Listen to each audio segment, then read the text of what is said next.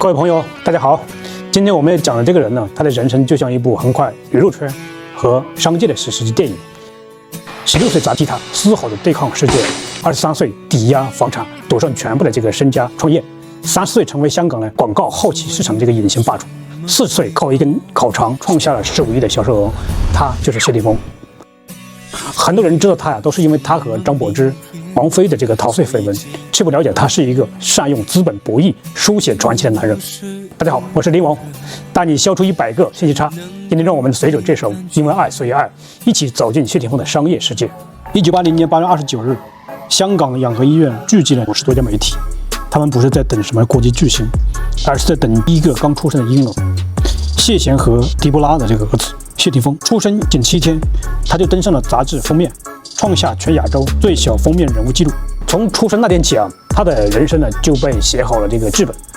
剧本里呢，他该继承父亲的这个风流倜傥，该延续母亲的这个港姐光环，该对着镜头微笑，该唱着温情的情歌，该成为又一个被娱乐圈流水线打造的谢贤第二。1996年，谢霆锋16岁那年，他背着吉他跑到日本，一头扎进了个狂躁的摇滚圈。唱片公司让他唱主流情歌，他偏要写估计错误这种带有棱角的叛逆之作。1999年红馆演唱会上，当台下再次响起漫天嘘声时，他举起价值100万的 Fat 吉他，狠狠砸向舞台。那一声巨响不仅砸碎了他的吉他，更砸碎了所有人对他的预设。第二天，香港媒体集体声讨他暴力失控。家长们联名抵制这个问题少年，本该背负着星二代光环出道，却在嘘声中开启职业生涯。彼时无人料到，这位在舞台上摔吉他的摇滚少年，会在未来以演艺明星、创业家的双重身份，为香港娱乐与商业撑起了新一代的这个颜面。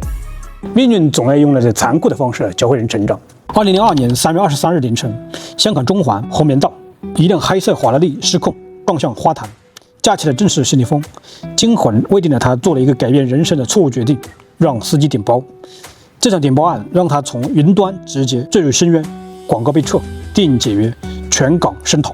法庭上他穿起囚服，低头听候判决，最终14天监禁，240小时社会服务令，以及撒谎者的标签牢牢钉在了他的身上。在垃圾站清理废物的日子里，这种曾经的天之骄子第一次看清了娱乐圈的真相。名气就像泡沫，舆论可以把你捧上天，也能瞬间把你踩进泥里。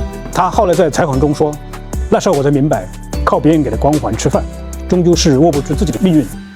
2001年，谢霆锋在拍摄《日服帖》MV 时发现，即使预算和资源都很充足，其成品效果也始终不理想。画面粗糙，剪辑生硬，一个价值100万的 MV 却处处透露着敷衍。他气得亲自跑去了解整个制作过程，却发现彼时的香港后期制作水平呢相当有限，大量的影视作品后期都要空运发给澳大利亚、韩国、泰国等海外公司完成，而且当时跨国沟通往来也不如今天这般便利。香港虽然号称东方好莱坞，但是却有这样的一个巨大的行业痛点，没有优秀的后期公司。谢霆锋认为这不科学也不应该，但他还没来得及细想，随之而来的就是2002年的这个顶包案。老话说得好塞翁失马焉知非福。当时的他虽然事业停摆，他却暗下决心，要凭自己的能力东山再起。2003年，非典笼罩下的这个香港愁人惨雾，23岁的谢霆锋做出了一个让所有人震惊的决定：创业。他要做的不是开工作室接通告，而是创办一家影视后期制作公司，PR潮庭。当时的他事业停摆，积蓄耗尽，父亲谢贤还背着债务，他能抵押的只有那套用血汗钱买的房产。银行经理看着这个劣迹艺人，犹豫再三，才批准了370万港币的这个贷款。而这就是 PR 潮庭的起点。有了钱，谢霆锋还需要人。谢霆锋认为，做任何事情，人都是第一位的。然而，彼时的他名誉扫地，他憋着一口劲，想要东山再起。他非但没有敲锣打鼓宣告自己要进入这个行业，而且还隐姓埋名，在圈内绝口不提自己创办 PR 潮庭的事迹。他要用事迹说话。香港这么多年没有一家优秀的公司出现，也说明了想做成这件事并不简单。事情果真如此。选择不对外公开身份，这也意味着他无法利用自己的身份和资源，可以说是雪上加霜。如何从零开始做出成绩呢？最终他连转了请到了曾经在 Zoreal 等业内顶尖的后期公司工作过的杨文杰来带队。多年后，杨文杰回忆起初见谢霆锋的印象，曾直言：“起初我没抱着期待，一个坏孩子能成什么事？但深入交流后，这种印象完全颠覆了。他很坚定，有长远思维和规划，最重要的是他的愿景和决心。说香港人要证明一下自己，这点很打动我。”就这样，两个人因为共同的理念走到了一起。在谢霆锋的卧薪尝胆和杨文杰的全倾投入下，飘朝天很快走向了正轨，第2年就实现了盈利。创业头3年，他睡在公司沙发上，与11名员工同吃同住。为了广告里一个汽车锅炉旋转的特效，他带着团队连续3天3夜熬在剪辑时，一帧一帧的调笑。一次出差回来，看到有员工在沙发上睡着了，他当场发火解雇。后来才知道，这位员工已经连续工作30个小时。这个从不低头的硬汉，在办公室偷偷掉了眼泪。2010年，飘朝天团队已经从11人发展成了上百人，跻身亚洲一流后期公司。根据当时的统计香港观众每看到60秒广告，就有35秒出自飘朝天。谢霆锋后来还曾自豪地说：“你只要打开电视，就能看到我们的成绩单。”而他也没有忘记自己创办公司的初心。在第30届香港电影金像奖上，他动情地说：“我成立这家公司，就是希望有一天，从前期、中期、后期，所有内容都能由我们香港人一手包办。”2011年4月，飘朝天乔迁新址的这个仪式上，谢霆锋第一次以创始人身份站在了这个媒体面前，全场哗然。人们这才发现，这个印象里的问题上演了。用8年的时间，悄悄建起了一个商业帝国，占据这个香港广告后期市场60%的份额，服务着像宝马、汇丰、长江实业等顶级的客户。更惊人的是，飘朝天的创业故事被选入香港科技大学 MBA 的案例，与苹果、谷歌等商业巨头并列。那个曾经砸吉他的叛逆小子，成了被学术界认可的商业思想家。他在采访中说：“做后期和做音乐一样，都要讲细节，客户要的不是差不多，而是刚刚好。”这种极致的产品主义者，让飘朝天在短短8年里，从铜锣湾的一个小作坊，变成了年净利润过亿的行业巨头。在飘朝天走上正轨后，谢霆锋又做出了一个让投行精英看不懂的决定：买楼，不是豪宅，而是临街商铺。2005年，当其他明星的王者买跑车炫富时，他用2080万港币买下了百花街3个铺位。经纪人贺文熙劝他：“这些钱够拍10部电影了。”他只回了一句：“砖头不会跑路。”这位百花街铺王的投资哲学简单粗暴，只买核心地段，只买能产生稳定现金流的商铺，长期持有。怎么判定呢？他用了最原始的笨办法，亲力亲为。有次买商铺前他戴着那个鸭舌帽在街口站了1个多小时，不是看风景，而是在数这个人流量。10年间，他陆续在百花街及周边买下了6间商铺如今总价值超8亿港币，每月租金收入过100万。在北京朝阳区黄金地段，他还购置了800平米的豪宅。这些不动产成了他身后最坚实的地基。2014年10月，港股市场上演了一场这个精彩的资本魔术。谢霆锋以1.23亿港币购入汉传媒23.42%的股权，成为最大的股东。随后，他将飘朝天注入这家上市公司。消息公布后，汉传媒股价单日暴涨100%，他的投资一夜之间净赚1.4亿。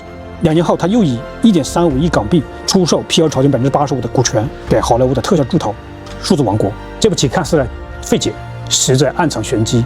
他不仅套现离场，还保留10%的股权，更换来了数字王国大中华区的负责人的身份，直接与国际顶级资源对接。最妙的是他与特步的合作。当其他明星还在烧天价代言费时，他放弃现金，选择了特步股权。随着股价飙升，这笔零成本投资为他带来了5570万港币的浮盈。他以行动证明，明星的影响力完全可以成为撬动这个资本的杠杆。很多人眼中，30岁之后的谢霆锋变得更加平静柔软，这与风味离不开关系。2014年，在经历事业起伏与情感波折后，谢霆锋发现烹饪和做影视后期一样，都需要精准和耐心。彼时恰逢《舌尖上的中国》火爆，他嗅到了商机，决定打造一个超级美食 IP 12道风味。这档节目一出场就带着降维打击的气势电影级做水准。半个娱乐圈的明星好友站台，节目中观众看着他为了寻找最好的松茸，奔赴海拔3459米的香格里拉，为了最新鲜的帝王蟹，专程飞往挪威。功夫不负有心人，这种把产品做得极致的态度没有错。仅头2季12道锋味就为平台带来了每月1.5亿的广告收入。2016年，他成为了首位获米其林之友的奖项的这个华人。但谢霆锋的野心呢不止如此，他要把风味从屏幕里搬到货架上。2021年，他与维亚团队合作推出了风味派烤肠，创造了商业奇迹。4年卖出了3.3亿根，销售额15亿。这背后是他近乎偏执的这个产品的精神。为了实现爆汁效果，他带着团队调整配方178次，坚持使用70%的黑猪肉和30%的这个鸡肉的配方做烤肠。猪肉肥瘦比例精确的本植物，拒绝添加防腐剂和色素，甚至联合江南大学引入-196度液氮这个锁鲜技术。这个还没完，包装膜厚度要控制在0.03毫米，一切只为了最佳的这个口感。当其他明星忙着贴牌割韭菜时，他在工厂里盯着生产线，像打磨电影特效一样打磨一根烤肠。在明星与网红餐饮频频翻车的市场环境下，风味派做得如此业绩实属不易。现在我们可以看到谢霆锋所构建的是一个自身 IP 为核心、多层次协同运作的这个商业生态体系。它不是简单的站在镁光灯下的这个明星效应，而是通过精密布局，将影响力、品牌价值与实体经营有机融合，形成了一个具备自我造血能力的闭环。整个系统的引擎是由12道风味这类优质内容担任的，它们如同不断运转的这个发电站，持续制造话题，吸引目光，为整个生态注入最基础的能源、公众注意力。这一 IP 本身则扮演了这个中枢神经的这个角色，它超越了单纯节目名称的范畴，成为一个可持续多元业务、全体品质与调性的品牌操作系统，协调并定义所有延伸业务的基因。依托这一系统生长出的速食、调味品等实体商品，可被视为了整个模式的这个输出终端。他们直接面向消费市场，是将品牌势能与流量有效转化为销售的关键出口。保证这一切得以高质量实现的是 PL 潮金等幕后的制作力量所构成的这个技术脉络。他们提供专业级的这个制作支持，从视觉呈现到品控标准，维护整个品牌输出的高级感和一致性。而谢霆锋早年布局的这个地产等投资，则相当于整个生态的稳定基座。他们或许沉默于幕后，却提供了抗周期、抗风险的现金流，使谢霆锋的前端创新与品牌扩张更有底气。贯穿并主导这一体系的是谢霆锋本人，他早已超越艺人身份，转变为整个商业生态的总调度，成功将明星的个人生日转化为一个可扩展、可控制、持续增值的品牌系统。让我们把目光再投向这个谢霆锋，从被舆论唾弃的这个问题少年，到香港科技大学 MBA 的这个案例商业典范，从靠命去搏戏的这个演员，到横跨科技、地产、消费的中国企业家，从砸吉他的叛逆的偶像，到打磨口肠配方的这个产品主义者，谢霆锋用20年的时间完成了一场彻底的这个自我革命。今天的节目就到这里，如果你对我的内容感兴趣的话，别忘了点赞订阅。蒙哥带你消除100个信息差。下期我们讲的是猜猜是什么？在评论区给出你的答案。我们下期再见，拜拜。